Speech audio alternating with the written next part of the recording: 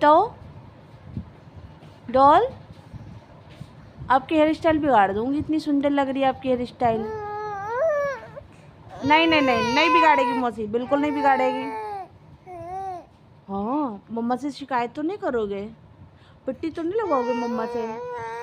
लगवा दोगे? नहीं बेटू प्लीज़, पिटाई मत लगवाना। अच्छा, मैं आपकी हेयर स्टाइल नहीं बिगाड़ूंगी, ठीक है? ओके, थैंक यू बेटा, तुम मौसी को कितना प्यार करती हो। कुट्टू कुट्टू कुट्टू कुट्टू, मौसी लव यू से।